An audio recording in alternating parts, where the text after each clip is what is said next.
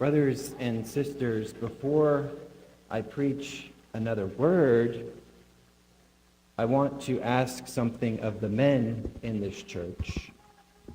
By the end of this homily, I'm going to ask you to give God one day. Before you decide, I don't want you to think about work. I don't want you to think about your schedule. I don't want you to think about what's waiting for you at home. I just want you to listen. And I want you to listen to the three men who reached the place where they realized they were not enough. But before I begin, I need to tell you something.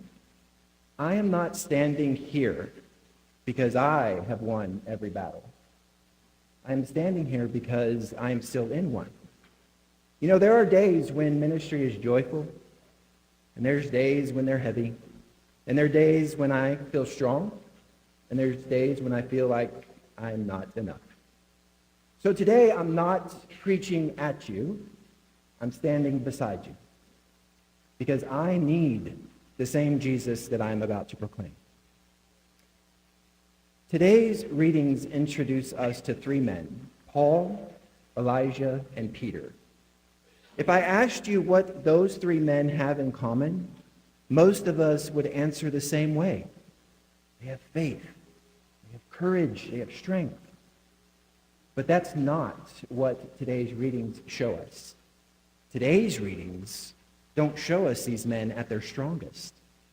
They show us these men at the exact moment they discover that they are not enough. So let's begin with Elijah. Everyone remembers Mount Carmel. Fire falling from heaven. The false prophets, they've been defeated. It's one of the greatest victories in the history of Israel. But rarely, nobody remembers what happens next. One woman, the queen, threatens Elijah, and Elijah runs. The great prophet goes and hides in a cave. Not because he stopped believing, because he had nothing left. He was exhausted. He was afraid. He has reached the place that every man secretly fears. Can't do this anymore. Some of you know that cave, but your cave isn't carved into a mountain. Your cave is your office, your garage, your truck, maybe your workshop, deer stand, or television. The place you escape to because it's easier than admitting that you're overwhelmed. But what does God do? He doesn't shame Elijah and tell him to be tougher. He comes looking for him. Maybe that's exactly where some of us are today. Not in a cave of stone, but in a cave of discouragement. Wondering if anyone notices. Wondering if God still comes looking for men who are tired. He does. Every single time. And then Peter is next. And I love Peter because Peter is every one of us. He's impulsive, he's passionate, he loves Jesus. He makes promises he can't keep. And he wants to do the right thing, he just doesn't always know how. And everyone remembers Peter walking on water. But do you know why he got out of the boat? The other 11 stayed where it was safe. Peter was the only one willing to risk everything to get closer to Jesus.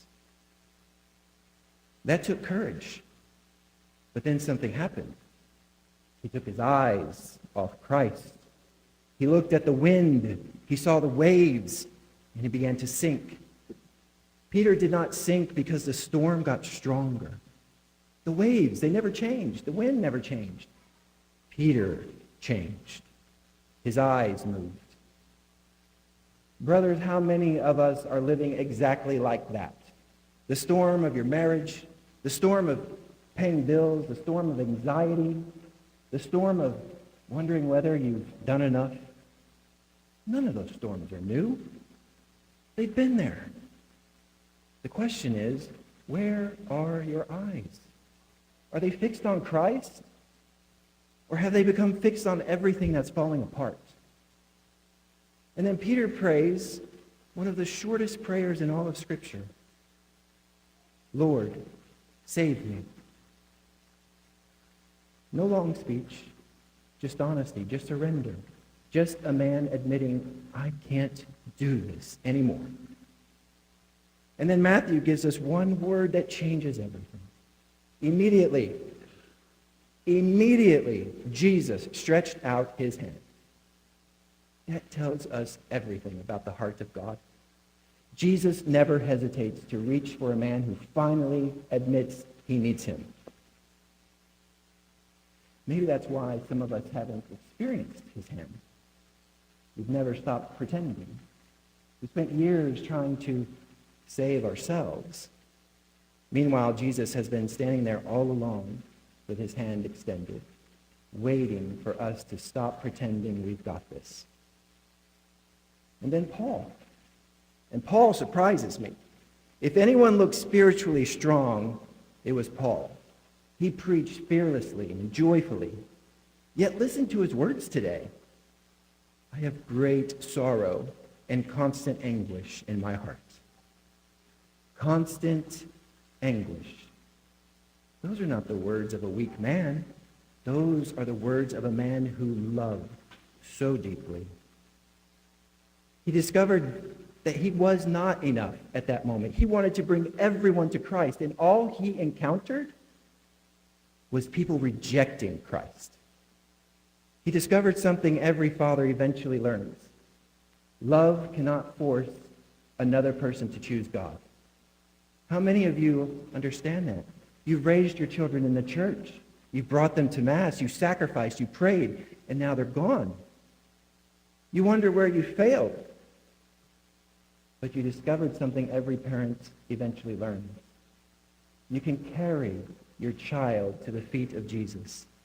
You cannot force them to walk. Do you see what these three men have in common? Elijah couldn't rescue himself from despair. Peter couldn't rescue himself from the storm. Paul couldn't rescue the people that he loved. Three great men, three breaking points, one lesson. Every one of them had reached the end of themselves. You know, the strongest man in this church is not the one who has all the answers. The strongest man in this church may be the man who finally has the courage to pray Peter's prayer.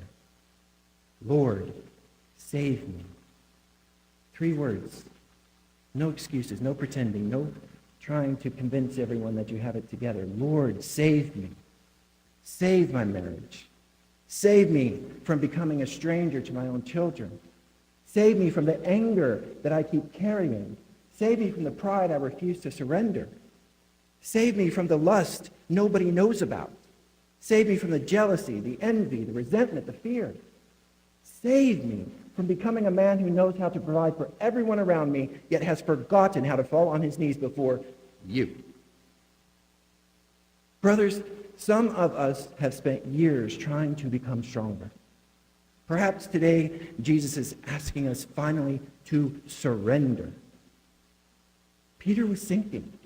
And the gospel says Jesus immediately stretched out his hand. Immediately. Peter did not clean himself up first. He didn't swim back to the boat.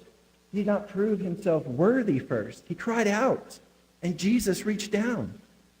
So if somewhere inside you today there's a man whispering, Lord, save me, then reach for his hand and let him save you. Let him change you. Let him fight the battle that you've been losing by yourself. You know, this coming Saturday, hundreds of Catholic men from across this diocese are gathering for the Christ in You Men's Conference. And they're coming with marriages that they want to strengthen, children that they want to lead, sins that they want to leave behind. They want their soul to belong to Christ. And I'm going to be there. And I will be there as a man who still needs Jesus. And I'm asking you to stand there beside me for your wife, for your children, for the man God created you to become, for your soul. Because your family needs more than a man who works hard and pays the bills. They need a man who prays. a man who repents, a man who knows where to run when the storm comes, a man whose children someday remember when my dad was struggling, I watched him reach for Jesus. Elijah reached the end of himself. Paul reached the end of himself. Peter reached the end of himself. And perhaps today you have reached the end of yourself. Good. Because now there is only one prayer left for you. Lord, save me.